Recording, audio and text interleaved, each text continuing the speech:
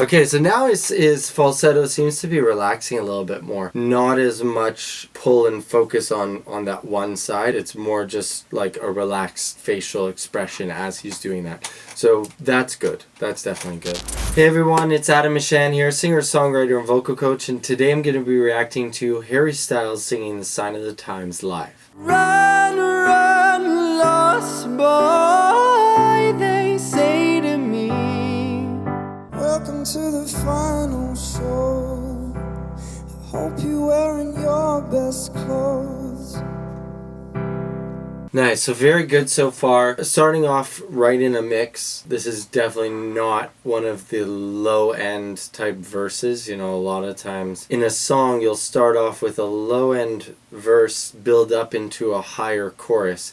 Here he's starting off with more of a mixed tone right into the beginning of the song, which is an interesting style choice because it doesn't allow for a lot of room for growth as far as dynamics in the song. So you kind of have to build it in other ways. So we'll talk a little bit more about how he builds it in other ways. You can't bribe the dawn, you wait at the sky.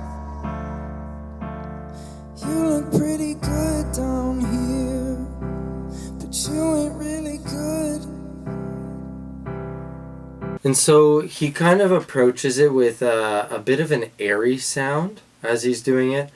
And it's got a slightly heightened larynx position as he's going through this. So far, not a ton of strain going on in his voice. It's mostly quite relaxed because he's not belting anything, he's not going full out. It's kind of very pulled back, very relaxed. So that's kind of his approach here. But if you guys want to get some really in-depth detailed instructions on how to get this style of approach in your voice, please check out my lesson subscriptions. You'll find the link down below, and I'll leave a card here for you guys as well. We never learned what we knew before. Why are we always stuck and running from the bullet? Nice. So that's him and the drummer singing that piece. So okay, so he went from a mix up into a falsetto. That's the interesting place where he decided to go, because again, you kind of have to make up your mind on what you're going to be doing when you're starting off without that much room to grow. If you're already starting in a mix, he decided to go to his super high range in a falsetto.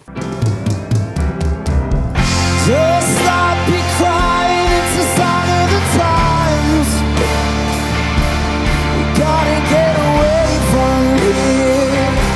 We gotta get away from here. Nice. So now he's really into the same spot where the song started, right? It's the exact same vocal line and lyric. Let me check that just to make sure. Just stop your crying, it's a sign of the times. Yeah.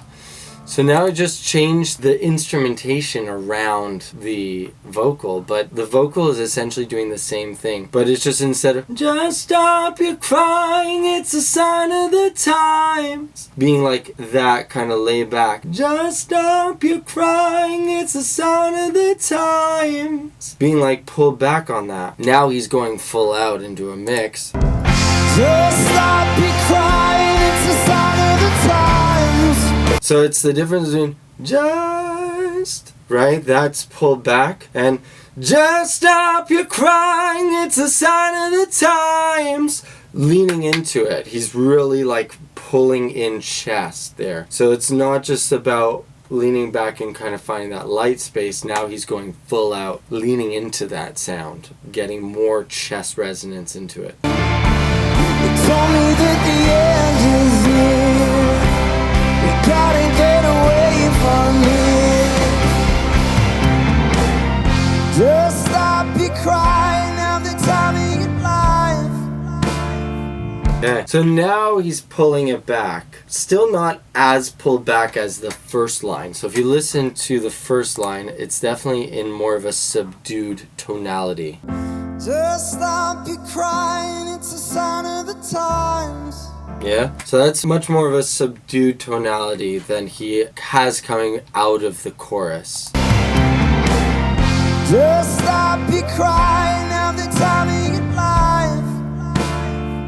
Yeah. So there he's still a little more full. Just stop your crying at the time of your life. Still keeping it a little more full than it was right at the beginning.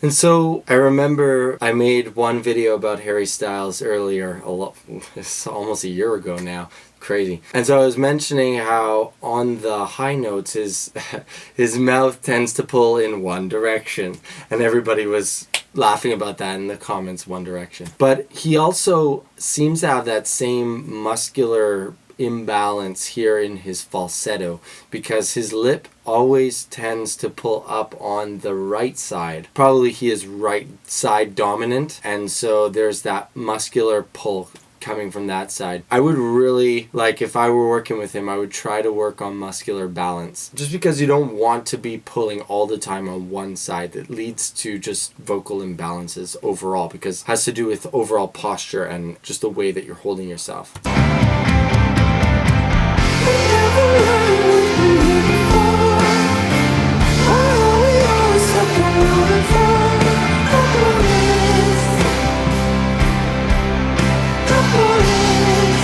Okay, so now his falsetto seems to be relaxing a little bit more. Not as much pull and focus on that one side. It's more just like a relaxed facial expression as he's doing that. So that's good. That's definitely good.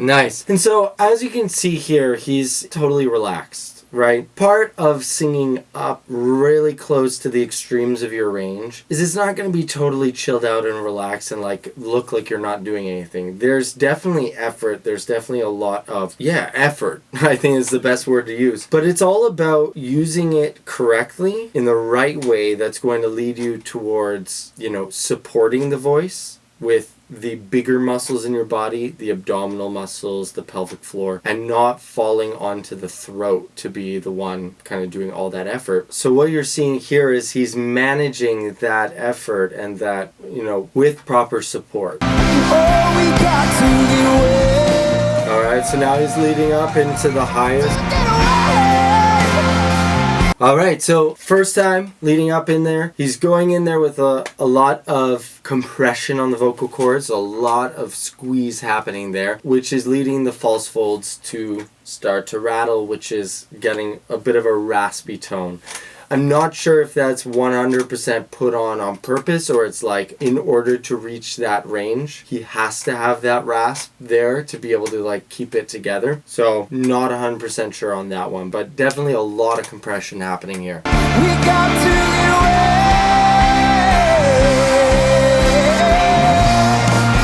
away. And if you'll notice, he also always pulls his chin to the right side, right? Again, showing that muscular favoring of the right side over the left side.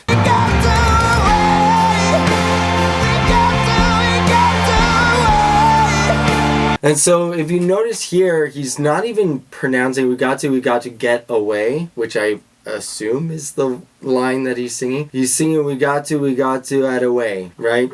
At away, which isn't really intelligible. But the reason why he's doing that is because to up in that high range, to throw in those consonants is going to break up the airflow a little bit too much, and it's going to really interrupt his ability to sing that line cleanly. So a great tool for you guys to use is this. I would try to throw in a little more of a consonant just so you could kind of hear that semblance of the get away instead of the got to at away, right? It's just kind of like thrown, the G's gone. I would throw a little more of a G in there. But if you guys are struggling with a line, taking out those consonants at first, feeling it out, and then throwing in just enough consonant to make it sound intelligible, is a really great tool for finding that airflow in the upper range.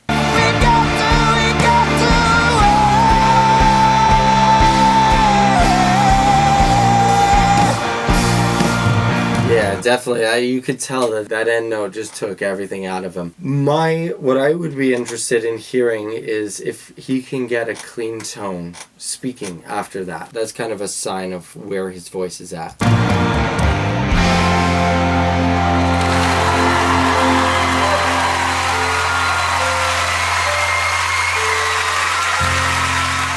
So if you guys like this video, I'm sure you're going to love this one. Check it out.